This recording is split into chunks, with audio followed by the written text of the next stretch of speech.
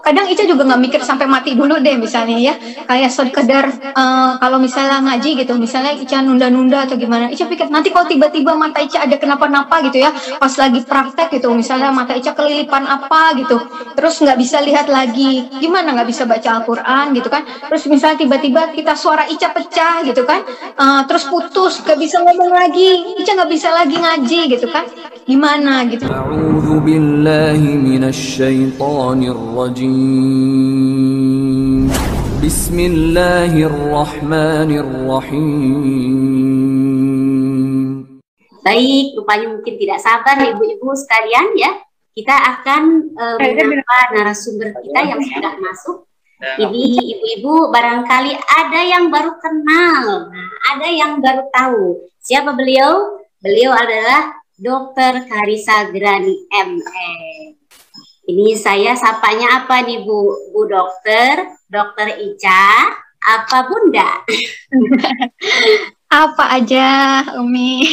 Apa aja, Masya Allah. Fresh ya. Lihat Bu Dokter itu fresh. Memang bawaannya dokter itu beda lah ya. Bawaannya dokter itu memang beda ya, fresh. Dan alhamdulillah memberikan suasana segar juga kepada kita semua. Ini baik ya dokter ya. Ini di apa namanya itu, kalau yang konfirmasi hadir memang sebetulnya banyak di atas 200 ya. Tapi mungkin ada yang lupa atau apa ya, tapi alhamdulillah sebetulnya sudah mewakili. Ada beberapa majelis taklim juga yang tadi melakukan nobar ya, bukan nobar ya Pak, kabar kajian bareng pakai Infokus ya di masjid masing-masing. Ini Dr. Karissa Grani yang saya kebetulan memang sering nonton di YouTube. Barangkali ibu-ibu belum, atau mungkin saya aja yang suka nonton di YouTube. Saya sudah tonton berkali-kali video-video beliau. Dan Masya Allah ya, saya jujur terus terang sekali ya, melihat tayangan-tayangan Dr. Karissa, saya merasa malu sebetulnya. Kenapa? Beliau ini latar belakangnya luar biasa. Kalau mendengar dokter ya ibu-ibu, tentu yang terbayang oleh kita dalam benak kita itu dokter itu identik dengan cerdas ya. Dan memang ternyata Dr.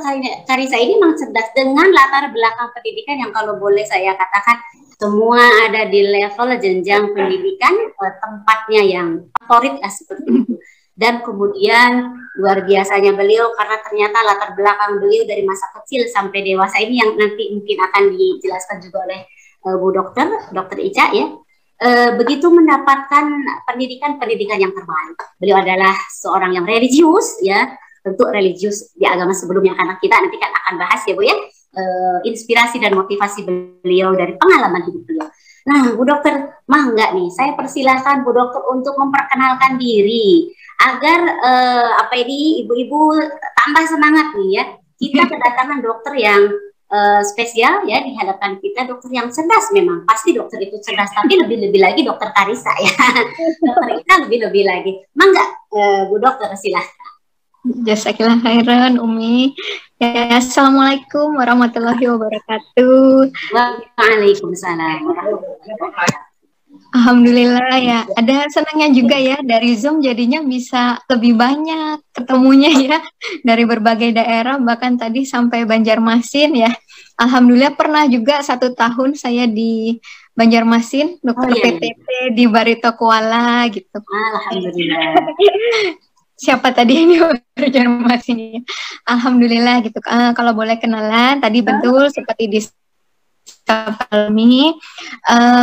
Latar belakang saya sebelumnya memang non Muslim gitu, sudah punya anak 3 gitu, tapi memang berhubung tadi ya untuk demi dapat ridho Allah nih akhirnya tidak bisa melanjutkan rumah tangga dengan mantan suami yang masih non Muslim gitu. Sekarang sedang fokus belajar Islam gitu. Mudah-mudahan hari ini ketemu saudara-saudara salihah di tempat ini, ketemu Umi, ketemu semuanya, bisa apa ya saling menguatkan gitu ya. Nanti nggak cuma kita silaturahim di sini, tapi nanti bisa cari-carian lagi. Insya Allah di surganya Allah. Amin, amin ya robbal alamin. Mungkin itu dulu Umi perkenalan. Ini Dok. Jadi kalau yang saya lihat Dan sebetulnya saya pernah 3 kali ikut Zoom-nya, ikut acaranya. Pernah di Hijrah Bareng juga pernah, gitu ya, ikut dengan dokter. Pernah juga di Amazing Muharram juga pernah. Bukan ya yang diikuti seperti itu. Nah, ini dok, ternyata kan dokter itu sebetulnya religius sekali ya latar belakang itu. Nah ini kan ada kalanya gini. Orang itu kosong sebetulnya dari katakanlah ya dengan pengalaman yang mungkin keagamannya nihil kurang, kemudian situasi keluarga juga ada yang tidak harmonis, ada yang ya istilahnya tuh acak-acakan.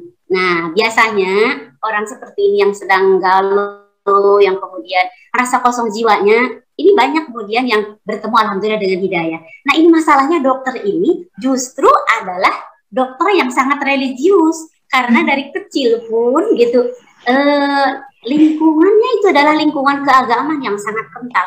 Bahkan kalau boleh mungkin dibandingkan dengan ibu-ibu sekalian yang ada di sini ya, yang walaupun agama kita agama Islam, boleh jadi kita apa ya istilahnya itu tidak terlalu religius zaman dulu itu nih. Nah tapi dokter ini berangkat dari latar belakang yang religius, tiba-tiba kemudian dokter tertarik untuk masuk Islam. Nah ini bagaimana ceritanya dok?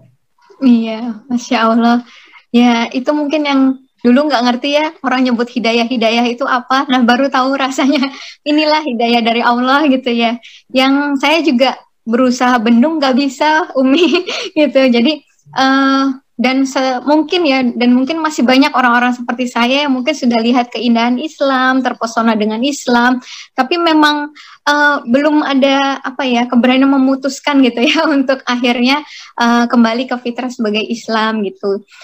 Betul kalau tadi dibilang sebenarnya lingkungan saya dari kecil gitu ya udah ada, kalau di kita mungkin namanya TPA gitu ya, itu aktif di TPA, iya ikut. Nanti berangkat remaja itu juga kalau sekarang tuh apa sih kalau remaja masjid tuh gitu, itu mungkin kayak gitu ya. Kemudian waktu akhirnya juga ketemu gitu dengan waktu itu calon suami juga di tempat ibadah gitu ya. Begitu ya dok ya. Jadi sebetulnya bertemunya juga di dalam ibadah ya.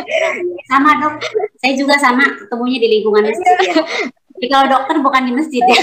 Iya gitu. Ya Allah. Nah kemudian gitu terus ternyata perjalanan waktu ya mungkin ini ya disebutnya kalau sebenarnya kan fitrah kita sebagai manusia adalah selalu berusaha mencari kebenaran gitu. Jadi waktu dari dulu pun sering bertanya-tanya di hati, gimana kita yakin kalau yang saya anut ini sudah benar gitu. Gimana kalau ternyata ujungnya tuh salah gitu. Selalu kan? Ada pertanyaan seperti itu. Kalau ada dari dulu masih agak kecil, remaja, seingat saya selalu ada, sampai sudah nikah pun itu kadang diskusi yang saya tanyakan dengan mantan suami itu gitu.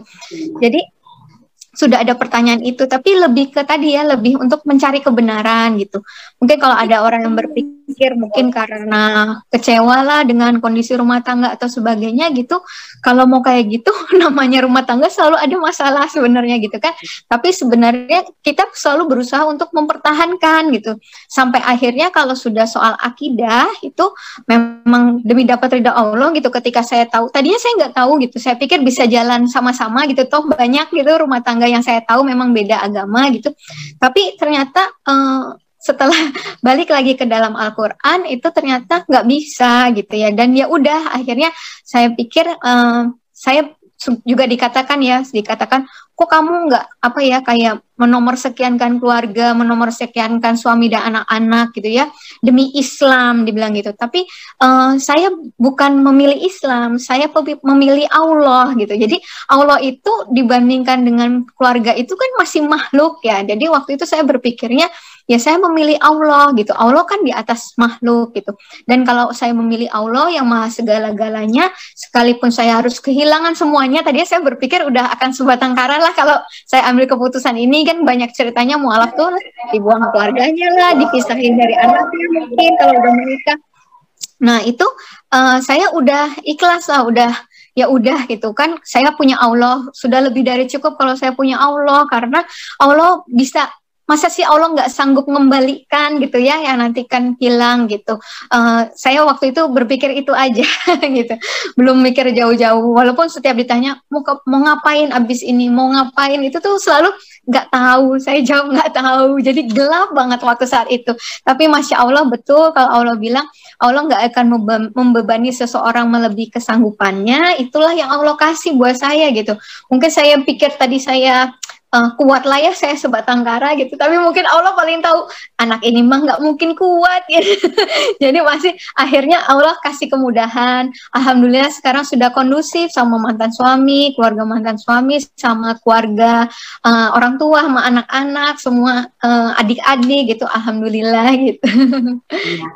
Masya Allah, luar biasa. Ibu-ibu ini, ibu-ibu simak dengan baik bagaimana ternyata kalau saya simpulkan, orang yang punya latar belakang religius, kemudian kalau tadi boleh dibilang sebetulnya satu frekuensi ya dengan suami itu kan awalnya. Mencari bertemu jodohnya pun di tempat yang sama, dalam frekuensi yang sama, kemudian menikah juga. Sebetulnya tidak ada masalah ya dok ya. Tapi begitulah ketika Allah berkehendak untuk menurunkan hidayahnya, memberikan taufiknya. Dan mungkin ini adalah jawaban dari, katakanlah, rasa galau, rasa tanda tanya ke dokter Ica ya, ini benar apa tidak. Nah ini memang disampaikan kemudian oleh Allah, pada akhirnya kemudian dokter menemukan hidayah ini semua. Dan bukan jaminan juga ya ketika kemudian seseorang itu sudah tadi ya kuat, sudah merasa nyaman, tapi ternyata memang kehendak Allah lah yang kemudian terjadi. Nah ini yang menarik ini, katanya kan dokter ini masuk Islam baru kemarin ya, tahun 2020 ya. Nah, ya, dan yang menariknya ini ada kaitannya dengan masalah pandemi. Kebetulan ini kita ibu-ibu udah pada kesel dok. Kita tuh udah kesel di rumah terus. Termasuk majelis taklim Baitul Ilmi di apa namanya tuh ya, di rumah ya. Maksudnya kajian online ini sudah hampir berarti mau setahun setengah ya dok ya. Belum pernah bersua, belum pernah berkumpul. Nah justru dokter mendapatkan jalan hidayah itu di masa pandemi. Nah ini bagaimana nih bisa berbagi mungkin kepada ibu-ibu sekalian yang hadir di sini ya. Sekaligus juga buat kita semua ibu-ibu rahimakumullah, setiap apa yang kemudian disampaikan oleh dokter Karissa barangkali ini akan memperkuat sekaligus juga nyentuh kita lah supaya kita juga banyak muhasabah dengan keislaman kita. Bagaimana dok ceritanya nih? Awal mulanya bertemu dengan Islam di masa pandemi. Iya, jadi sebenarnya kalau boleh jujur, dalam tadi pencarian kebenaran saya itu, saya mempelajari kitab yang lain juga Umi sebelum Islam. Islam tuh benar-benar pilihan terakhir lah gitu ya, gitu. Jadi karena suami saya itu dulu teologi ya, belajar teologi, nah itu ada kitab-kitab lain, termasuk ada Islamologi, ada Al-Quran di rak buku tuh biasa gitu, nggak apa-apa gitu. Dan saya bilang saya lagi baca kitab yang ini, yang lain lagi itu juga suami saya tahu gitu waktu itu ya, dan memang belum Al-Quran yang saya buka gitu. Jadi waktu itu saya ingat betul waktu itu awal Maret saya sedang rapat Umi di Balai Kota. Nah itu ada untuk ke tempat rapatnya itu lewatin Masjid Fathahillah namanya. Nah di situ saya nggak sengaja ketemu muslimah memakai niqab. Nah dulu biasanya saya ngelihat perempuan pakai niqab tuh kayak ngapain sih pakai gitu ya, lebay banget gitu ya. Terus apa namanya, apa kan bermeter-meter bajunya, terus abis itu nggak mau salaman, emang orang naksir cuman salaman doang, saya kira tuh gitu Umi. Mohon maaf. Nah terus akhirnya di hari itu tuh kayak Allah tuh bukakan gitu ya mata rohani saya, berarti ya itu saya lihatnya loh, tapi sekarang kok kita dibuat kayak mereka ya gitu, dipaksa tanda kutip ya kemana-mana harus pakai masker gitu kan, seperti orang pakai niqab, terus nggak boleh salaman gitu kan, baik yang bukan mahram bahkan yang perempuan juga kita jadi nggak bisa salaman dulu gitu kan. Kemudian juga jaga wudhu kan dengan rajin cuci tangan seperti itu. Saya lihat ada teman-teman juga yang jaga wudhu, nggak mau sholat pun habis buang air kan juga wudhu gitu ya. Jadi waktu itu saya mulai tertarik, tapi untuk melihat manfaatnya secara kesehatan. Jadi waktu zaman corona itu juga ada penelitiannya bilang kalau virus itu sebenarnya nggak langsung masuk ke dalam tubuh kita, tapi kan ada misalnya di hidung kita seperti ini ya, 3-4 jam baru bisa masuk ke tubuh. Saya renung-renungkan itu kok sama kayak jam sholatnya orang Islam gitu ya, tubuh, terus subuh ke zuhur kan, tapi lebih dari 3 sampai 4 jam. Enggak, ternyata ada sholat duha gitu ya. Terus asar, terus abis itu maghrib ke isya. Isya ke subuh kan jauh juga. Enggak, ada lagi sholat. Kalau mau tidur boleh juga kan kita sholat. Kemudian ada sholat witir, ada sholat tahajud gitu ya. Masya Allah, kalau kita jaga sholat-sholat itu 3 sampai 4 jam setiap hari, insya Allah katanya orang Islam lah yang mungkin yang terakhir kena corona gitu. Karena ya tadi ya, itu saya sampai gitu. Terus saya mencari juga apa sih manfaat gerakan sholat tuh, ada ruku, ada sujud, seperti itu ya. Bagaimana jarang sekali kalau kita bukan orang Islam, posisi otak kita berada lebih rendah dari jantung kan jarang sekali gitu ya. Tapi Masya Allah itu ternyata manfaatnya luar biasa buat kesehatan. Kemudian ternyata posisi duduknya aja itu kayak orang refleksi ya, itu bisa ngaruh sampai ke sistem reproduksi gitu, yang saya benar-benar kagum gitu Umi. Terus habis itu cari juga manfaat yang lain lah, sunah-sunah yang saya tahu dari teman-teman kantor yang sering lakukan puasa Senin Kamis, kenapa harus Senin Kamis gitu. Itu dari situ akhirnya mulai tertarik ngulik-ngulik Islam, baru dibuka di Al-Quran yang ada di mana, di rak gitu. Terus habis itu mulai galau-galau Umi 2 mingguan kalau nggak salah. Nah itu yang biasanya udah otomatis ya, di depan ada makanan tuh langsung berdoa mau makan, kalau mau tidur ya otomatis duduk langsung berdoa mau tidur, mau berangkat pergi ya pasti berdoa dulu mau berangkat gitu. Itu nggak sama sekali saya lakukan Umi, saking kayak udah mulai nggak yakin gitu, ragu gitu. Tapi mau lakukan yang baru juga kan belum bisa gitu.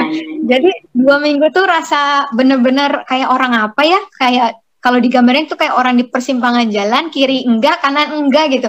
Terus juga galau ya, takut gitu. Takut di jalan kecelakaan, berarti saya tuh lagi agama apa? Terus kalau di kantor salah kerjaan atau gimana, karena bener-bener kan kita nggak bisa ngandelin diri sendiri ya. Karena udah biasa bergantung sama yang sama Allah gitu ya. Tapi waktu itu belum ya, maksudnya sama Tuhan gitu, tapi hari itu nggak bisa ngapa-ngapain. Udah akhirnya saya nyerah ya. Kayak saya mulai tertarik dengan Islam. Saya cerita salah seorang teman, terus diarahkan untuk ke Mualaf Center. Kebetulan ada di Duri Kepa, Jakarta Barat. Dari situ Umi, kemudian waktu saya datang ke sana, alhamdulillahnya saya tuh beliau tuh juga nggak menjelekkan agama saya yang lama. Beliau juga nggak nanya-nanya lah status saya udah berumah tangga atau belum apa gitu. Terus tapi benar-benar langsung ke intinya lah. Intinya Islam adalah ajaran tauhid, rukun iman, rukun Islam gitu. Nah di situ tuh 3 jam Umi, dari jam 9 sampai menjelang zuhur gitu, jam 12. Itu dijelaskan itu semua, dan di situ tuh konfirmasi terus di hati saya, rasa ini Allah yang benar gitu ya. Di saat nggak ada bergantung dengan apapun, siapapun, ya itu yang bisa disebut Allah gitu. Itu apa ya, keyakinan itulah yang timbul gitu. Dengan cuman sesimpel itu, dengan nah ini dia kebenarannya, itu saya udah mantep gitu. Waktu ditanya terus mau gimana, ya udah saya belajar ya Bunda, saya manggilnya. Kemudian oh ya boleh belajar di sini, belajar ngaji, belajar sholat gitu, tapi mohon maaf belum dihitung argo pahalanya, belum jalan gitu. Kenapa Bunda? Iya belum syahadat. Oh gitu. Emang syahadat isinya apa Bunda? Percaya Allah itu Esa, percaya. Dari tadi ya penjelasan Bunda, percaya Muhammad utusan Allah, percaya. Ya udah itu isinya syahadat. Oh ya udah saya syahadat, saya bilang gitu. Beliau langsung ambilkan gamis, ambilkan kerudung. Alhamdulillah dibimbing syahadat gitu. Selesai Bunda bilang, ini informal, kalau kamu mau diulang, kalau udah belajar nanti lebih yakin, mau diulang di masjid dengan saksi lebih banyak, silakan, bilang gitu. Alhamdulillahnya ya Allah kayak malah taruhnya adalah ini tuh tetap formal, karena ya tetap di hadapan Allah, dan langsung berpikirnya nggak berpikir masih mualaf nggak apa-apa, masih bolong-bolong sholatnya. Tapi hari itu saya langsung berpikir argonya jalan, berarti termasuk kewajibannya jalan gitu kan. Kewajibannya asar saya sudah harus sholat, jadi mandi besar dulu sampai rumah langsung sholat asar ya. Tapi ya gitu, masih pakai YouTube juga nyarinya yang video yang anak-anak Umi, jadinya iftitahnya itu yang paling pendek terus yang pelan-pelan kayak gitu. Itu awal-awal mulanya gitu. Dan Kalau ditanya apa lagi, kalau itu mungkin latar belakang awalannya, yaitu selain tadi tertarik dengan kok nyambung ya Islam, ajaran yang sudah 14 abad lalu dengan kondisi sekarang bisa masih nyambung gitu, masih bisa dibuktikan kebenarannya. Selain itu juga Ica mikir gitu ya, kalau memang yang kemarin itu adalah Tuhan sendiri yang turun gitu ya, kenapa masih harus diutus lagi Nabi Muhammad gitu? Bukankah kalau itu memang Tuhan harusnya sudah pamungkas, sih mikirnya harus yang terakhir. Kenapa masih ada Nabi terakhir lagi gitu? Dan sempat diskusi sama Ade gitu, dan Ade bilang, terus nanti kalau ada Nabi terakhir lagi, kamu ganti agama lagi katanya gitu. Alhamdulillahnya ya, janjinya kan tidak akan ada Nabi lagi setelah ini gitu. Jadi disitulah yang makin menguatkan saya gitu. Dan tadinya saya baca Quran, terjemahan Al-Quran ya, belum bisa baca Quran waktu itu. Saya pikir akan cari dapat celah gitu Umi, dapat salah gitu apa gitu yang bikin saya nggak yakin, nggak jadi lagi. Tapi alhamdulillah ternyata sampai terakhir itu kenapa saya ada yang nanya, kenapa dokter setiap cerita saya bilang setiap habis juz 27 karena memang betul, saya ingat betul, saya menyadari itu di juz 27, kok udah sampai juz 27, kok aku malah belum menemukan apa-apa gitu ya, malah belum menemukan maksudnya yang salah gitu, tapi yang ada tuh makin yakin gitu. Jadi memang makanya kenapa saya selalu nyebut sampai juz 27, ternyata yang perhatikan itu selalu ngomongnya kok juz 27, ada apa di juz 27? Enggak, memang saya waktu itu menyadari hal itunya di juz 27 gitu, kok udah mau selesai juz 30 kok ternyata makin yakin, alhamdulillah gitu. Setiap baca ayat, apalagi yang terkait Nabi Isa gitu ya, itu makin menguatkan saya, meyakinkan saya, dan membuat saya tidak menyesali keputusan saya waktu itu syahadat 15 Maret 2020 gitu. Masya Allah, barakallah, Allahu Akbar. Jadi ini kalau kita mendengarkan penuturan Dokter Hamzah ya, bagaimana awal mula keislaman, jadi seharusnya kita nih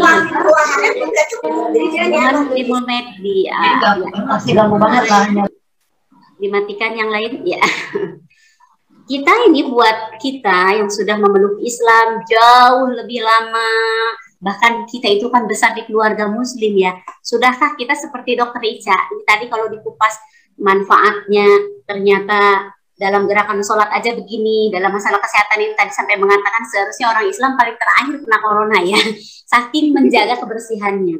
Walaupun demikian tentu akidah nomor 1, dan demikian pula membuktikan kepada kita bahwa di mana ada syariat, di situ pasti ada maslahat.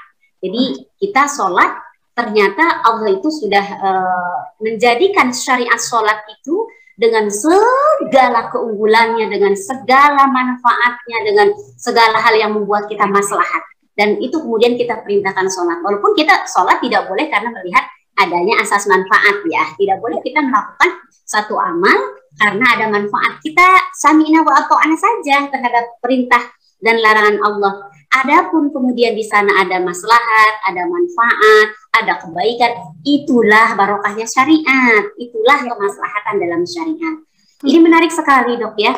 Kita sebagai orang Islam nih, kami yang sudah lama memeluk Islam, bisa jadi apa istilahnya tuh ya, percepatannya itu tidak seperti Dokter Ica. Tadi kan begitu masuk Islam saya harus menyadari ini Argo sudah jalan. Bu, Argo sudah jalan loh. Kita kapan Bu Argo jalan Bu? Dari dulu loh Bu. Kita argonya sudah dari dulu, dari semenjak balik. Ayo dihitung berapa kali kita bolong sholat. Dokter Ica begitu masuk Islam, menyadari argonya sudah jalan, beliau lantas mandi besar, lantas sholat asar tadi. Dan dari situ tidak ada yang ketinggalan sholat. Padahal Dokter Ica di dalam kesulitan sebetulnya kondisinya. Tidak seperti kita dalam keadaan lapang. Tidak seperti kita dalam keadaan yang memang serba mendukung ya. Artinya serba mendukung, kita kalau mau sholat, nggak ada tuh halangan. Bahkan mungkin orang tua kita senang dong ya. Tentunya anak-anak tuh sudah mulai belajar sholat. Demikian pula ibadah-ibadah yang lain. Dan Dokter Ica ini di awal mulanya beliau masuk Islam, Masya Allah luar biasa. Mungkin di antara ibu-ibu rahimakumullah yang hadir di sini juga pernah nonton YouTube beliau. Bagaimana ujian di saat beliau baru masuk Islam. Dan tentu ini adalah kebaikan dari Dokter Ica karena beliau istiqomah, bayangkan ya, dengan suami beda agama karena memang terpisah secara otomatis karena keyakinan. Tapi Dokter Ica istiqomah dan tidak kemudian nih kalau ada istilah istilah itu baper, ada istilah kemudian aduh kayaknya maju mundur, balik lagi deh, nggak tahan, nanti dilema dan seterusnya. Nah ini yang ingin mungkin saya tanyakan, kiatnya apa nih? Apa yang menjadi motivasi buat Dokter Ica di saat di awal permulaan masuk Islam? Bagaimana kemudian hantaman dengan suami? Ya pasti ya, karena namanya juga beda agama. Apalagi latar belakang suami Dokter Ica itu adalah kalau boleh dibilang, mungkin kalau di kita mau ustadznya begitu ya, ustadz banget gitu. Apa istilah itu sehari-hari juga di tempat ibadah begitu. Tapi kemudian Dokter Ica bukan hanya survive, tapi lebih-lebih dari itu. Beliau berusaha untuk senantiasa meraih amal terbaik. Nah, istiqomah. Ini nih yang ingin kita dapatin hikmahnya, karena orang Islam kita ini kebanyakan, termasuk saya juga, kita tuh kadang-kadang merasa enak, udahlah cukuplah berislam ke segini, cukuplah kita sudah biasa sholat, yang penting gak ketinggalan. Ini kayak itu mau nambah-nambah amalan itu, ini harus dicubit-cubit, harus dimotivasi. Dokter Ica begitu masuk, beliau istiqomah di jalan Allah, di jalan Islam dengan melaksanakan semua syariatnya tanpa nanti, tanpa tapi. Nah, tapi dan nanti begitu ya. Walaupun di hadapan banyak sekali ujian. Apa dokter kiat-kiatnya yang jadi motivasi? Barangkali bisa berbagi nih kepada kami ya, dan sekaligus juga motivasi buat kami semua. Ya, insya Allah. Bismillah. Ini Umi, jadi sebenarnya untuk kita manusia itu memang sebenarnya lebih gampang lalainya daripada istiqomahnya gitu. Jadi yang pertama itu memang minta sama Allah sih. Pertama itu Ica minta, ya Allah tolong rahmati aku dengan istiqomah gitu, karena kan memang yang dihitung itu nanti terakhirnya hidup kita ya Umi ya. Jadi mau sekarang kayak gini, sebenarnya kalau Ica dibilang kayak gimana-gimana biasa aja sebenarnya. Yang Ica lakukan itu ya udah kewajibannya orang muslim sebenarnya gitu, dan Ica mikirnya ini baru di awal gitu, perjuangannya masih panjang di depan gitu ya. Jadi ya memang bekalnya harus cukup, harus banyak gitu. Jadi kalau dibilang apa aja sebenarnya sempet ada Umi, ada yang paling galau tuh namanya ibu-ibu ya, ketika ya tadi gitu selama ini mempertahankan rumah tangga kok ya harus dilepaskan gitu kan, terus anak-anak nanti gimana segala macam. Itu kalau misalnya Ica blank gitu ya, itu udah yang masuk tuh semua bisikan setan Umi. Jadinya Ica lawannya tuh cuma dengan zikir gitu. Jadi bener-bener yang nggak lepas yang nolong Ica tuh zikir, kalau bisa dibilang zikrullah. Jadi ingat Allah gitu ya. Jadi ketika Ica berzikir justru dibalik gitu ya. Enggak, kamu justru bisa bukan tadinya kayak Ica dibilang kamu yang merusak kebahagiaan anak-anak, kamu yang bikin malu orang tua ya semua gitu, keluarga besar gitu ya.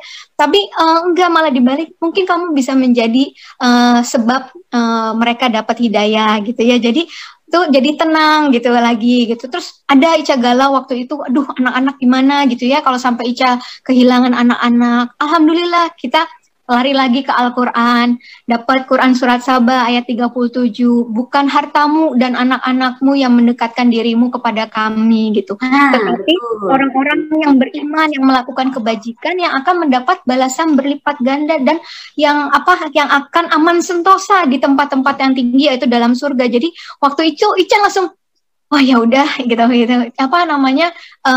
Ica percaya gitu ya. Ini kan hati-hatinya keluarga Ica itu yang punyanya pemilik hati, punyanya Allah gitu. Jadi Ica deketnya sama pemilik hatinya aja gitu kan. Nanti terserah nanti Allah mau gimana gitu. Ica nggak tahu juga di depan anak Ica akan gimana, di tengah-tengah orang tua Ica akan gimana. Tapi Ica cuma berdoa minta tolong terakhirnya, ya Allah wafatkan mereka dalam keadaan Islam, dilapangkan dadanya untuk kembali ke fitrah gitu ya. Itu waktu itu Ica kayak gitu. Terus kalau dibilang kiat-kiatnya apa untuk istiqomah tadi, husnuzon billah, selalu prasangka baik sama Allah gitu. Karena tadi Allah melakukan semuanya sesuai prasangka hambanya, dibilang gitu kan. Jadi Ica waktu itu mau kayak gimana, Ica bener-bener nggak tahu harus gimana. Yang Ica tahu Allah maha segala-galanya, maha mengembalikan, maha apapun lah. Jadi waktu itu ya udah ada masalah apapun larinya ke Allah dulu gitu. Waktu itu Ica lagi di pesantren, tiba-tiba anak Ica demam berdarah gitu kan. Aduh, anaknya 3. Kalau 1 demam berdarah, yang 2 gimana gitu. Sempet bingung di jalan tuh sambil nangis gitu, dengar anaknya tolong pulang sekarang, anak panas gini. Terus gimana, belah badannya cuma sendirian ngurus anak gitu kan. Tapi Masya Allah, ternyata Allah kasih 3-tiganya sakit demam berdarah, jadi nggak usah pisah. Nah, tadinya dikira itu tetap dibalik itu tetap bersyukur gitu ya, ternyata 3 tapi ya jadinya bisa ngumpul. Kalau berpisah saya nggak kebayang karena semuanya masih bergantung kan. Kemudian saya harusnya PNS tuh dapat jatah kamar kelas 1, Masya Allah kelas 1-nya penuh, bukan diturunin malah dinaikin ke VVIP. Itu kalau kita minta tolongnya sama Allah malah lebih dari yang kita minta. Seringnya itu yang saya alamin, inamal usri yusra tuh bener-bener saya rasain banget gitu ya. Jadi waktu itu seperti itu. Terus kalau dibilang gimana lagi waktu itu supaya bisa istiqomah, waktu itu Ica udah mikirnya Ica udah buang waktu 36 tahun itu gitu kan dengan sia-sia, dan waktu hidup kita nggak ada yang tahu gitu. Belum tentu Ica bisa panjang umur juga gitu.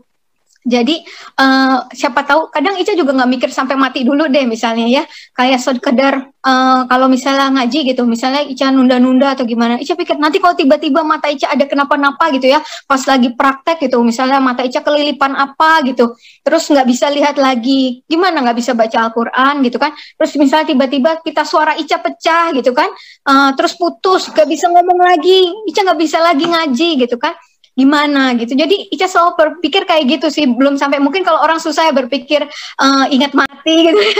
Ingat apa, enggak lah masih muda ini, mungkin mikirnya gitu ya. Tapi Ica nggak mikir sampai mati dulu deh, nggak usah mati dulu, dikasih yang cuman mata nggak bisa lihat aja, atau apa suara hilang gitu aja, kita juga udah nggak enak gitu. Jadi waktu itu Ica berusaha untuk nggak nunda-nunda sih, apa-apa nggak nunda gitu, karena makin ditunda biasanya kita makin bablas dengan kesibukan, dan mindsetnya harus diubah kalau sebenarnya urusan dunia itulah sampingan kita, yang utama kita adalah akhirat.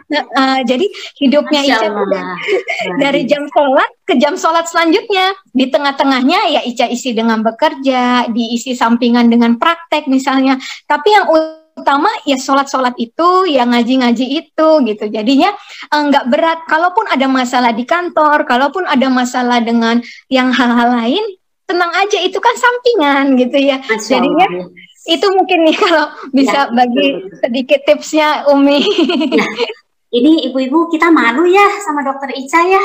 Ini aduh, manajemen waktunya sampai tujuan yang ingin dicapai. Nah ya tadi yang terutama tidak ada tapi, tidak ada nanti, dan selalu berpikir terkait dengan istiqomah. Harus istiqomah nih, kita malu nih. Alhamdulillah sudah ada kesuntikan yang sangat tajam dari dokter Ica. Mudah-mudahan ini termasuk kepada ini nih, kepada saya pribadi dokter Ica ya.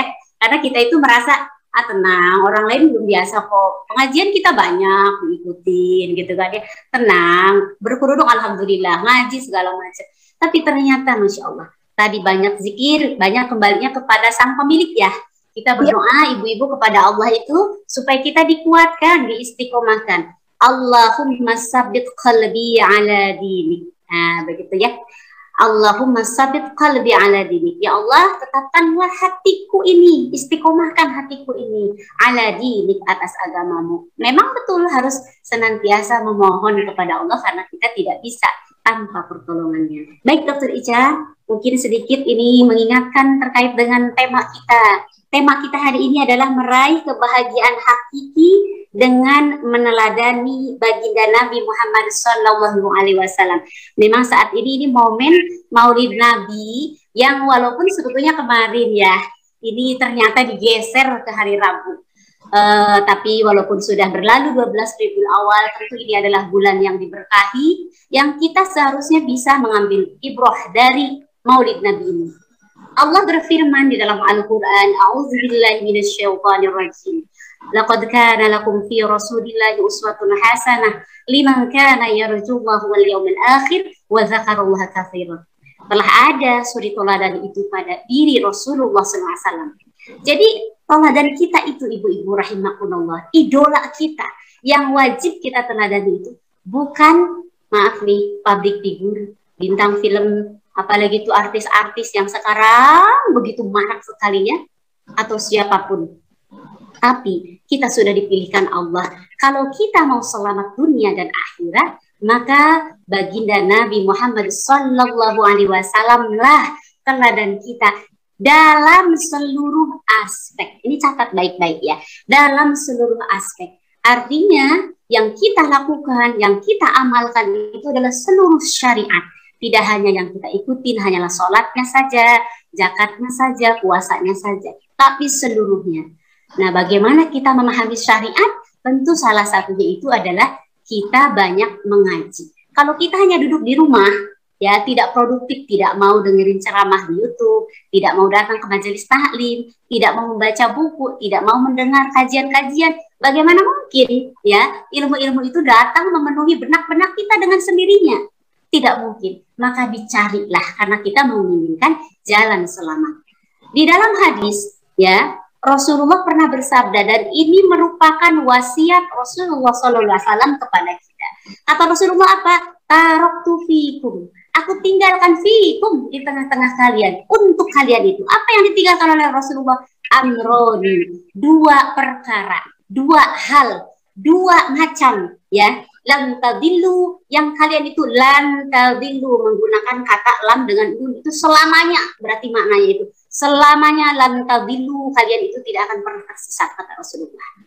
Jadi menggunakan kata lam tadillu, kalian itu tidak pernah akan tersesat. Kenapa? Karena selama kalian itu istiqomah, berpegang teguh bihima, dengan keduanya. Apa yang amroni tadi, yang dua macam itu, kata Rasulullah, dia adalah kitab Allah, yaitu Al-Quran, wa sunnata Rasulillah, dan sunnah Rasulullah. Jadi sebetulnya Masya Allah luar biasa ya, Rasulullah sudah wafat. Kalau tadi di awal kita disuguhi lagu Bimbo ya ibu-ibu, dalam lagu Bimbo itu kan dikatakan berabad jarak, kan begitu, berabad jarak, betul.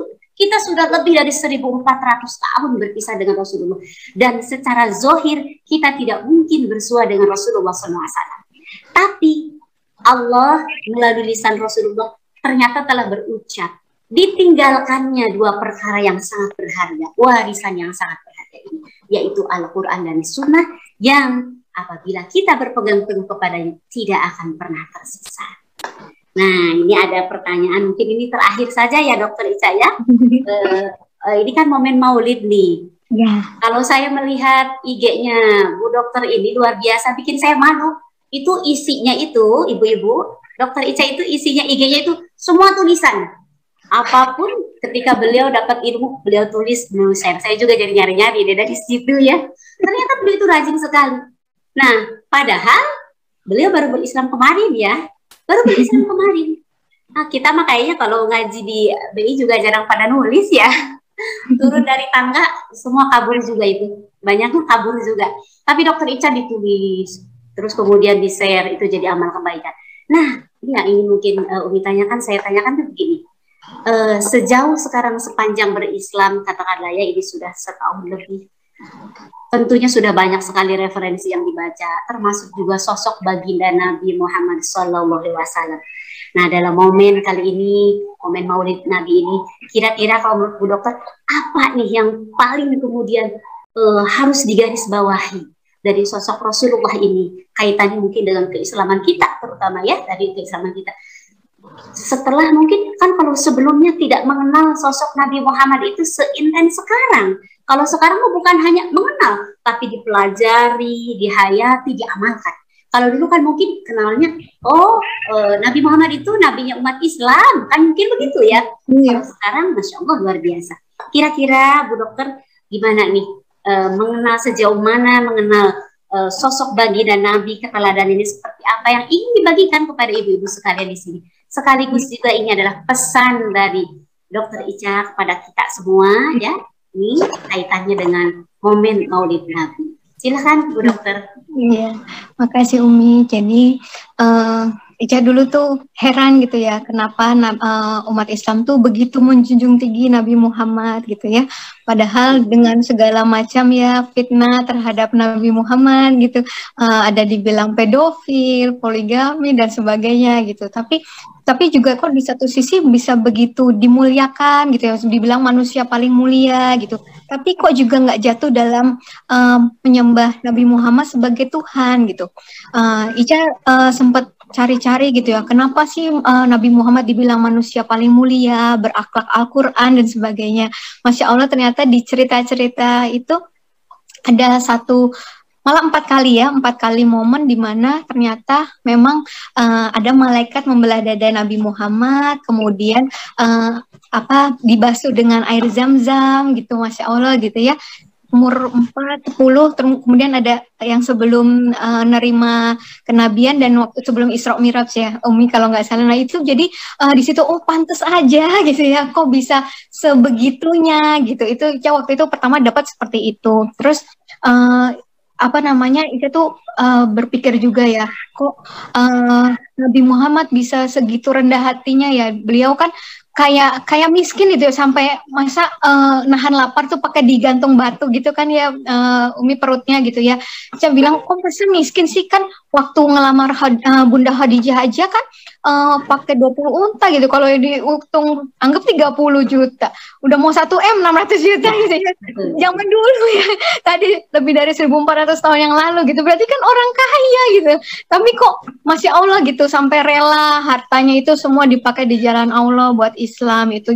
Makin terpersonanya lagi juga ada hadisnya ya, Umi, dibilang setiap nabi kan sudah dikabulkan doanya, tapi Masya Allah Rasulullah justru menyimpan doanya itu untuk kita umatnya di akhirat nanti gitu, di saat mungkin ya nggak ada hal lain yang kita mengemis-ngemis selain minta syafaat gitu ya. Di hari itu nggak ada yang lebih penting dari syafaat tersebut gitu. Dan Masya Allah gitu, kan bisa aja gitu ya, biar kelihatan hebat, biar kelihatan keren kan ada yang mujizatnya gitu ya. Mungkin kalau sekarang kesannya kayak seolah-olah cuma mujizatnya cuma Al-Quran, tapi justru itulah gitu, tanpa ada kelahiran Nabi Muhammad, saya rasa mungkin Al-Quran nggak akan diturunkan gitu. Dan tanpa kelahiran Muhammad kita nggak punya contoh gimana caranya sih bisa berakhlak Al-Quran, bisa mengamalkan Al-Quran gitu. Dan dari situ juga tanpa Nabi Muhammad lahir, saya pikir juga nggak akan ada lahir peradaban Islam yang sempurna ini gitu. Jadi Masya Allah gitu ya. Jadi benar-benar itu saya teringat ini, Umi, justru kalau mungkin ada yang tahu tentang patung kontroversial, Umi, yang tentang 3 agama, di mana umat Islam yang paling bawah sedang bersujud, kemudian betul. Ada orang Kristen yang sedang berdoa, kemudian paling atas yang berdiri itu, yang berlutut ya, yang orang Kristen yang berlutut sambil berdoa, kemudian paling atas itu orang Yahudi memegang kitab gitu. Nah, katanya kan dibilang orang Yahudi justru yang marah, loh kenapa? Kamu kan paling atas gitu kan, harus yang marah orang Islam paling bawah gitu kan, atau mungkin yang tengah diinjek kamu gitu ya, kok kamu yang marah? Terus orang Yahudi ini bisa berkata bahwa justru mereka yang tahu loh bahwa, coba kamu bayangkan kalau orang Islam itu bangkit dari sujudnya, kita semua yang di atas akan terpelanting ya kan? Iya begitu. Jadi Masya Allah gitu. Jadi ternyata memang sebenarnya kita nggak perlu khawatir gitu ya ketika ada orang yang mungkin memfitnah Islam, merendahkan Islam, karena sebenarnya justru mungkin mereka justru insecure karena tahu bahwa Islam itu sebenarnya luar biasa. Mungkin sekarang sedang belum bangkit aja gitu. Masya Allah, ketika bangkit gitu ya, itu maka ya tadi insya Allah ya peradaban Islam yang sempurna itu bisa lahir kembali gitu sih. Mudah-mudahan kita bisa menjadi bagian dari itu semua. Amin amin ya robbal alamin. Mungkin itu, Umi. Ya, ibu-ibu dan akhwat filah, malu nggak sih dengan pemaparan Dokter Ica? Kalau Umi asal malu, ya Allah, ini baru juga berislam kemarin tapi pengetahuannya sampai hadis, sampai peradaban Islam ini dipahami ya. Kita jadi harus ini ya, termotivasi untuk terus bisa tolabul ilmi, menambah sakofa, menambah ilmu pengetahuan, tentunya amal-amal kita juga diperbaiki. Karena ternyata kadang begitu ya, ketika memang hidayah taufik itu sudah menancap dalam diri seseorang, kemudian dia tegak lurus di jalan yang benar, jalan yang istiqomah, maka di sanalah kelezatan, kenikmatan berislam itu dirasakan. Dan ini yang akan kemudian membawa seseorang itu makin naik ke puncak, Nah, mudah-mudahan ibu-ibu rahimakumullah, dengan tadi ya kita banyak bertanya kepada Dokter Ica, mendapatkan tausiah, hikmah, ini akan menguatkan kita. Ini ada banyak chat yang japrinya begini, Dokter Ica. Saya beli izin katanya, izin bahasa Sunda ya, malu dengan Dokter Ica katanya, kemampuan kita, ibadah kita, ini kayaknya lagi dibangunkan ini sama Dokter Ica. Lagi disentuh sama Dokter Ica supaya kita teringat, reminder ya, alhamdulillah. Dan mudah-mudahan juga dalam kajian ini, dalam acara ini juga ya, selain memang sama Allah dijanjikan kalau majelis ilmu itu hadir disebut nama Allah, pasti di sana ada barokah. Insya Allah barokahnya berupa ilmu pengetahuan, sekaligus juga buat kita nanti jadi tambah yakin, tambah beriman, tambah kokoh, tambah kuat. Insya Allah ini keberkahan dari majelis. Baik, ibu-ibu rahimakumullah, dari tadi yang bertanya Umi, komunikasi sama Dokter Ica. Sekarang katanya ingin diberikan kesempatan kepada audien untuk bertanya. Ini waktunya masih ada ya 10 menit saja untuk bertanya dan nanti akan dijawab oleh Dokter Ica. Jadi dari berapa nih, 146 tadi sempat 150-an ya, mungkin ada ya beberapa yang keluar. Silakan ibu-ibu, mumpung dokter dokter cerdas, emang dokter mah pasti cerdas ya. Mumpung ada Dokter Ica di sini ya, ayo kita manfaatkan. Siapa di antara ibu-ibu yang ingin bertanya atau menanggapi, mangga. Nanti kalau sudah nggak ada majelis Zoom-nya nggak bisa bertanya lagi. Ada yang mau bertanya? Silakan. Ada Umi dari Banjarmasin, Mi. Dari Banjarmasin, ini dia majelis taklim kelas Banjarmasin. Memang iya. Dokter Ica di sini yang hadir itu link majelis taklim memang. Jadi ini realnya emak-emak tuh di sini. Silakan. Ya. Silakan. Assalamualaikum Umi, Dokter Ica. Saya kalau backgroundnya memang sama kayak Dokter Ica. Saya mualaf juga. Masya Allah. Alhamdulillah saya punya di Banjarmasin punya majelis taklim. Ya, yang saya namakan Majelis Taklim Al-Ikhlas. Jadi sekalian majelis taklim, terus ada TK Quran juga. Jadi saya sekalian belajar Iqra di dalamnya. Itu sekedar sharing sama ya. Alhamdulillah saya berterima kasih jazakallahu khair kepada Bu Umi Ade, saya bisa bergabung di majelis taklim ini. Insya Allah kedepannya saya tunggu kalau ada link-link lagi dari Majelis Taklim Baitul Ilmi, saya siap bawa. Kalau ada Telegram di WA Group, Insya Allah nanti saya ikut gabung Umi. Jadi biar sama-sama kita telabul ilmi sama-sama. Ini ya. Di sini saya mau sama-sama mungkin berbagi sharing juga seperti sama Dokter Ica. Kita jangan merasa kalau saya sih prinsip saya ya. Bukan merasa bangga, dalam arti kan dibilangin kalau kita mualaf ini KTP untuk masuk surga itu sudah ada gitu bahasanya gitu Mi. Tapi kalau kita jangan merasa bangga, karena kan sebelum kita masuk ke surga itu kan banyak step-stepnya yang harus kita mempersiapkan. Itu mungkin sama-sama saya Dokter Ica mungkin dan teman-teman mualaf yang lain ya, dengan kita sering bergabung di tempat-tempat kajian halakoh-halakoh seperti ini, jadi kan itu bisa menguatkan iman kita yang masih ya ibaratnya perlu banyak ilmu, perlu sakofa dari teman-teman dari majelis taklim. Jadi mungkin di sini sekedar saya sharing aja Dokter Ica sama ummahat sekalian, kita jangan merasa minder ya. Tadi kata Umi bilangin rasa malu karena kan dari lahir gitu ya. Kalau saya sih dapat hidayahnya saya umurnya 20 tahun Umi sama dokter sama Nggi. Jadi kalau hidayah saya dapatnya itu dari baju buhan dari Islam ini kok bagus, sedangkan baju saya luar biasa gitu. Alhamdulillah qadarullah sekarang sudah bisa hijab karena sambil belajar tapi agak rasa terharu ya, itu kata Umi tadi, kita dites lagi sama Dokter Ica supaya kita lebih semangat lagi untuk tolabul ilmu. Ya. Okay. Dan sekarang ini saja lagi ya, semangat lagi Inggi. Alhamdulillah Inggi. Ya. Silakan mungkin yang lain Inggi. Syukran Umi, syukran Dr. Ica, salam ahlan wasalam. Ya. Baik, masih ada yang ingin bertanya? Ada yang dari tadi jadi nih Umi. Ah iya, enggak, silakan. Dari jadi Buka Umi. aja udahnya mah enggak, silakan. Ya, assalamualaikum warahmatullahi wabarakatuh. Waalaikumsalam. Mbak Ica ini pada para jamaah pada Ini nanya, lagi nyoba apa? putrinya gimana? Apa masuk Islam juga katanya? Iya. Ini Dokter Ica ini kebetulan nontonnya bareng, jadi masya Allah ini jamaah saya juga suka ngisi dulu ya di Masjid Al-Islah ini. Alhamdulillah ingin gabung katanya. Silakan dokter untuk ditanggapi. Iya, ya mohon doanya ini karena memang belum gitu ya dari apa namanya mereka masih di sekolah yang lama juga gitu dan terus terang ini masih dalam proses yang saya lagi fokus untuk yang traumanya kemarin gitu ya dengan perpisahan dan juga pernah dengar yang dan melihat KDRT gitu. Jadi masih proses tahap yang itu dulu. Kemudian ya insya Allah ya saya tetap berikhtiar, tetap berdoa, juga berusaha jadi teladan buat mereka ya. Insya Allah mereka justru juga akan dilapangkan dadanya untuk menerima Islam, kembali ke fitrah. Itu mohon doanya nih, banyak yang di sini pasti doanya mustajab ini.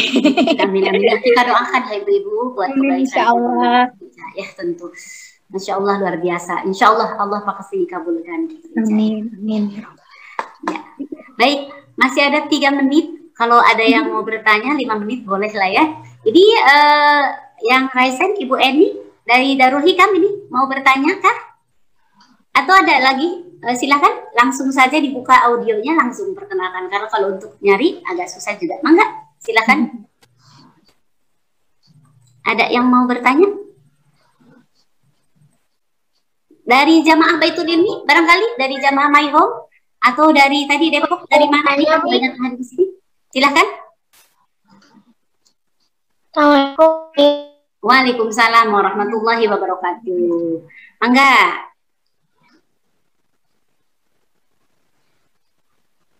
Ya. Umi mau tanya ke Dokter Karisa. Ya. Halo dok, assalamualaikum. Perkenalkan saya Fitri dok. Jadi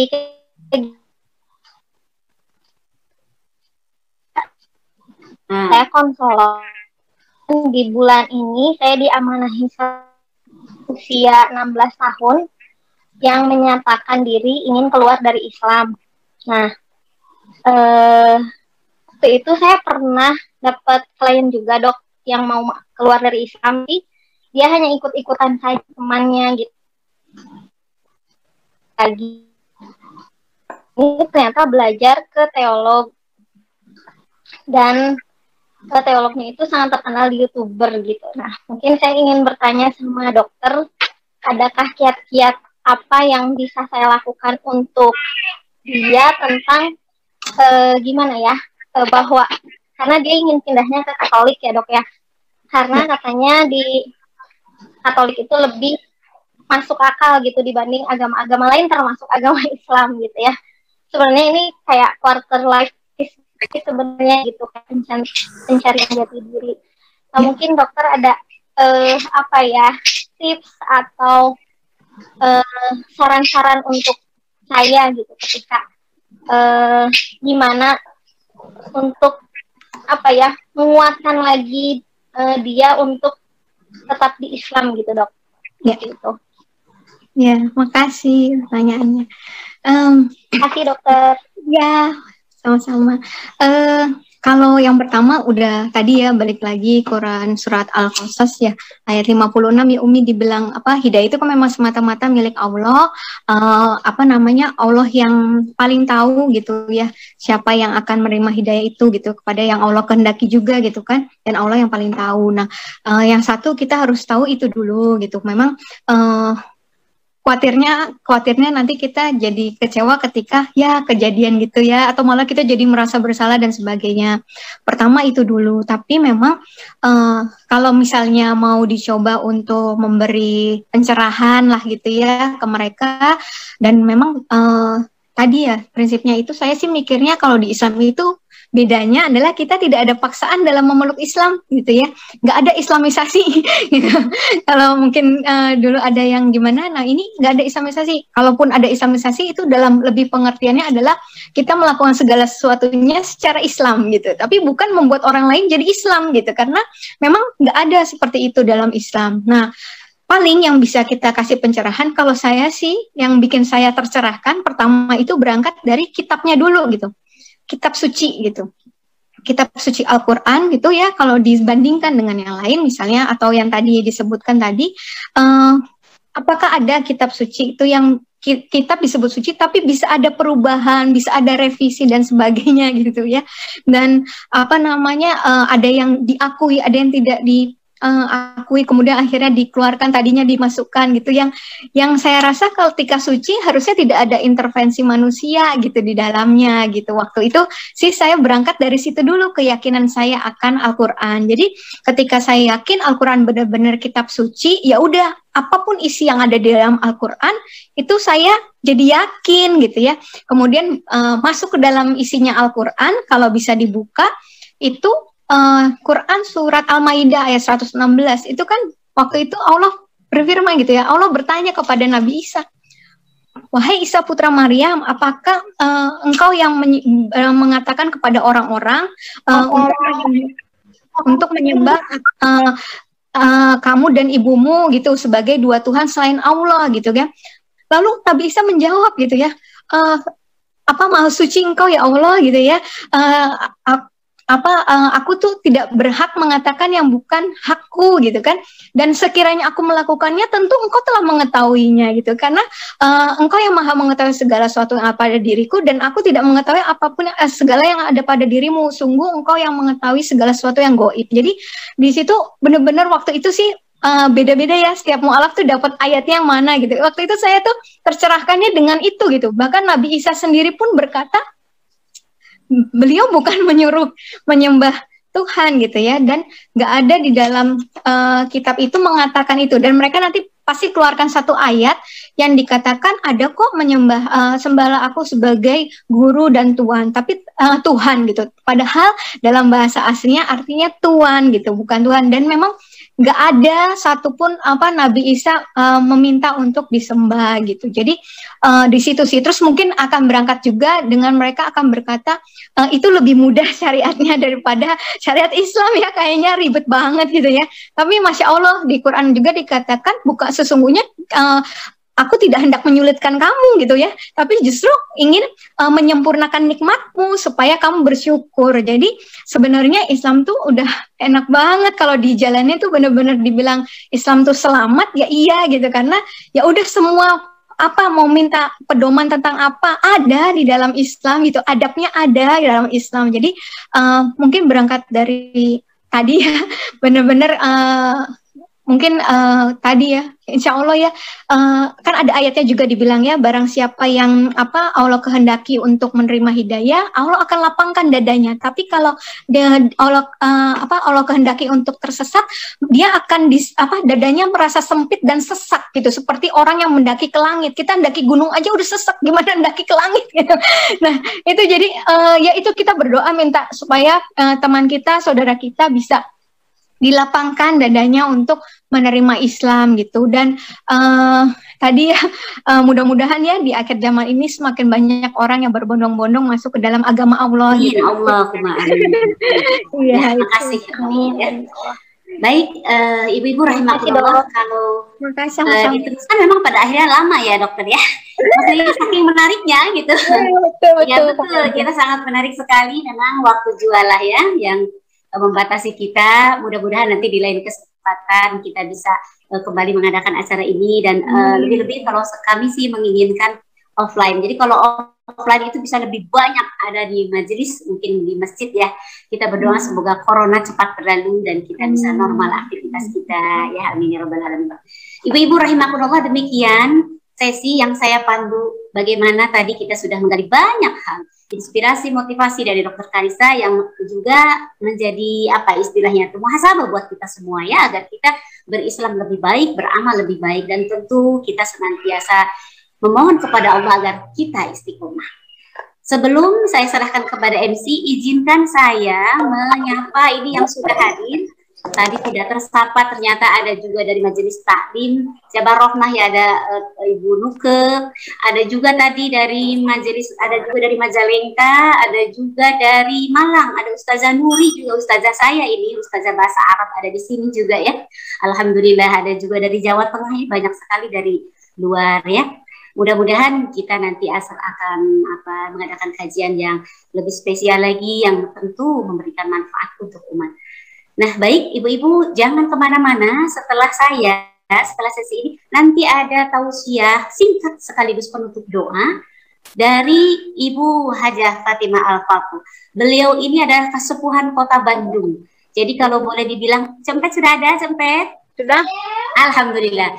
Cempet ini adalah kesepuhan Kota Bandung. Beliau adalah ibunya para ustazah, para ustaz. Begitu ya, Cik ya? Ya, ibunya Majelis Taklim. Beliau sudah aral melintang puluhan tahun membina Majelis Taklim, dan beliau sekarang adalah ketua dari Majelis Taklim Hegarmana. Itu saja yang bisa saya sampaikan. Saya serahkan dulu kepada MC Ibu Ade. Mangga Bu Ade. Ya, alhamdulillah, jazakillah khair Umi. Masyaallah, alhamdulillahirabbil alamin ya. Banyak sekali ilmu yang kita dapat ya, dari baik dari Dokter Karissa maupun dari Ustazah Ummu Silmi. Masya Allah, ini menjadi motivasi bagi kita ya. Betul tadi dikatakan Umi, kita malu, saya malu gitu ya mendengar perkataan Dokter Karissa. Masya Allah, baru masuk Islam tapi beliau Masya Allah istiqomah gitu ya. Nah, ini mudah-mudahan menjadi motivasi bagi kita semua agar kita tetap istiqomah di jalan Allah. Tadi biar kita selamat dunia dan akhirat, kita menjadikan Rasulullah SAW menjadi tauladan dari semua aspek kehidupan itu ya. Jazakumullah khairan kasir kepada Dokter Karissa dan Ustazah Ummu Silmi yang telah memberikan banyak ilmu dan menjadi motivasi bagi kita semua ya. Baik Ibu-ibu dan akhwati fillah rahimakumullah, kita akan memasuki ke acara berikutnya, yaitu ada nasihat penutup dan doa yang insya Allah akan dibawakan oleh Ibu Hajah Fatimah Al-Faqih atau yang sering disebut Cempet ya. Beliau adalah Mubalighah Jawa Barat. Beliau adalah kesepuhan orang Bandung ya. Kesepuhannya orang Bandung beliau itu ya. Kemudian beliau juga ketua Majelis Taklim Hegarmana 10. Alhamdulillah beliau sudah hadir di tengah-tengah kita. Kepada Ibu Hajah Fatimah Al-Faqih saya persilahkan. Masih ditanya Ibu Hajah. Ya. Itunya apa suaranya? Nah, ya. Bismillahirrahmanirrahim. Sudah kedengaran? Alhamdulillah sudah. Assalamualaikum warahmatullahi wabarakatuh. Waalaikumsalam.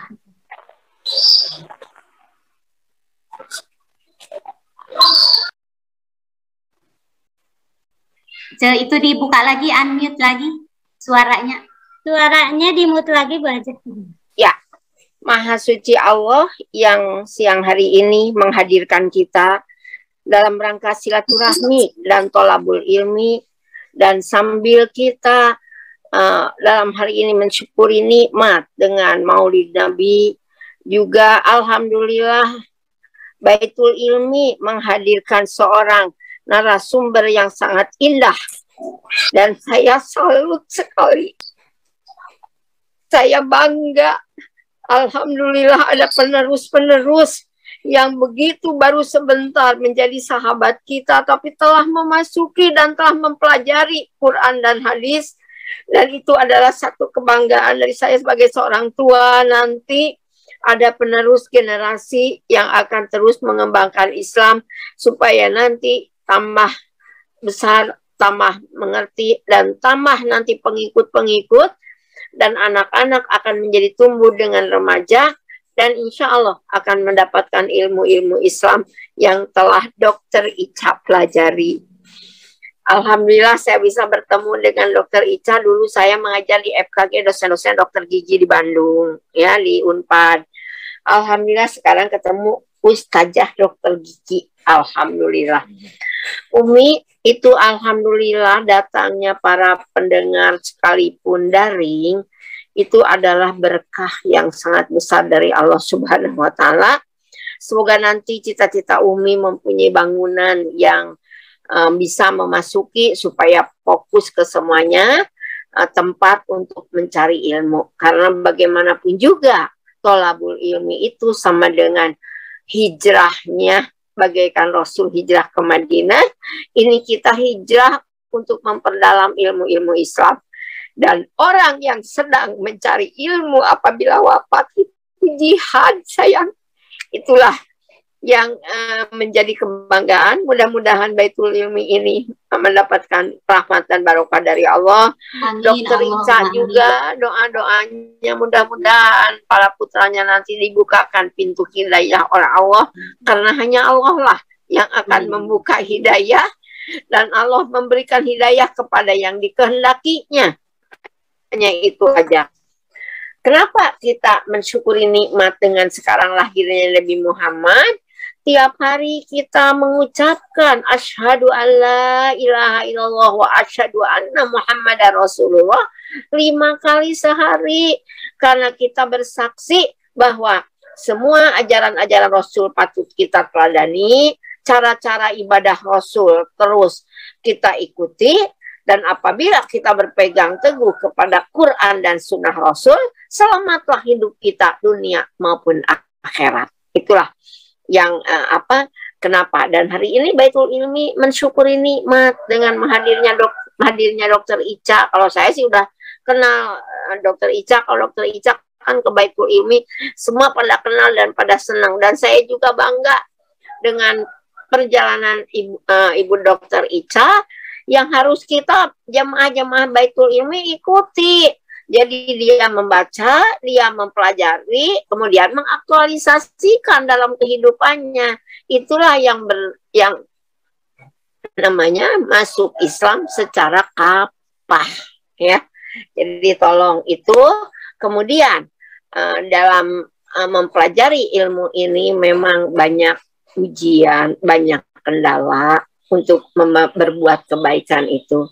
Banyak kendala, banyak ujian, banyak cobaan, tapi hadapi itu dengan sabar dan ikhlas. Insya Allah, kalau kita sabar dan ikhlas, apapun beratnya yang dihadapi dalam kehidupan, karena semua manusia itu diberikan masalah. Masalahnya banyak dengan berbagai masalah. Ada masalah ekonomi, ada masalah anak, masalah ujian segala macam dan sebagainya lah, masalah-masalah itu, tapi kita hadapi dengan sabar, tawakal, dan tetap kita berpegang kepada Quran dan Sunnah. Betul. Dan pada kesempatan yang sangat bahagia ini, saya akan menyampaikan sedikit saja bahwa dalam kehidupan itu selalu kita dekatkan diri kita kepada Allah dengan apa? Sabar, syukur, istiqomah dalam ibadah, dan menjadi orang yang beriman dan bertakwa. Karena di dalam surat Al-Imran 133 akan disediakan satu tempat yang indah bagi orang-orang yang bertakwa. Itulah mudah-mudahan kita menjadi orang yang bertakwa dan orang yang beriman dan orang yang Islam. Kemudian saya sampaikan juga dalam hidup ini kita tidak tahu umur akan datang kepada kita, dan tetap kita dalam koridor menjadi orang baik. Sebab yang namanya wafat itu, wafat tidak tahu kapan akan terjadinya. Di mana kita akan wafat itu rahasia Allah. Di mana kita akan dimakamkan itu kan urusan yang hidup, ya. Dan kemudian wafat itu adalah sudah qadarullah. Pasti itu akan datangnya kepada kita. Nah, yang paling pintar bukan profesor, bukan dokter, bukan apa, orang yang selamanya ingat akan kematian. Dengan mengingat kematian, pasti dia akan berbuat kebaikan. Itulah barangkali bekal, karena kita tidak tahu umur kapan akan dipanggil atau tidaknya, tapi tetap kita dalam koridor kebaikan. Terakhir, karena ini adalah Maulid Nabi, Rasul bersabda, ada 4 perkara yang harus kita kerjakan sebagai seorang muslim. Yang pertama, tolonglah orang lain, pasti Allah akan menolong kita. Ringankan beban orang lain, pasti Allah akan meringankan beban kita. Sayangi orang lain, pasti Allah akan menyayangi orang kita. dan maafkan selalu orang lain, pasti Allah akan memaafkan kita. Sedangkan kita manusia biasa yang tidak pernah luput dari salah dan khilaf. Billahi taufiq wal hidayah. Assalamualaikum warahmatullahi wabarakatuh. Marilah kita tutup dengan doa mulai dengan Ummul Quran Al-Fatihah. A'udzubillahi minasyaitonirrajim. Bismillahirrahmanirrahim. Alhamdulillahirabbil alamin arrahmanirrahim. Maliki yaum. Iyyaka na'budu wa iyyaka nasta'in. Ihdinas siratal mustaqim. Siratal ladzina an'amta 'alaihim ghairil maghdubi 'alaihim waladdallin. Amin. Rob, siang hari ini kami berkumpul dalam rangka thalabul ilmi dan silaturahmi. Cucurkanlah rahmat kepada kami ya Allah. Rahmat yang penuh berkah, ilman nafi'an, ilmu yang bermanfaat, dan sisa hidup kita adalah untuk beribadah kepada Allah dan untuk selalu taat kepada aturan dan peraturannya.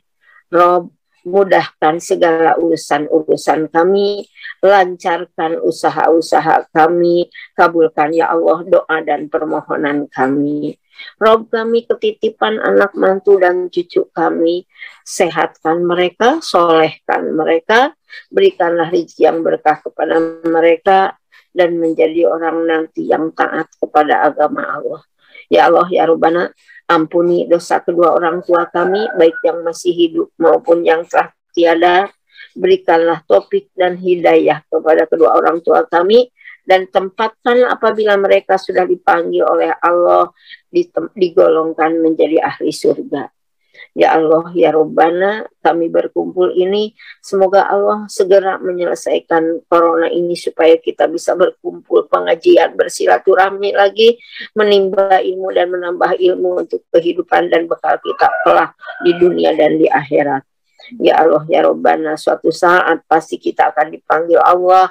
Wafatkan kami dalam keadaan iman, Islam, serta husnul khatimah.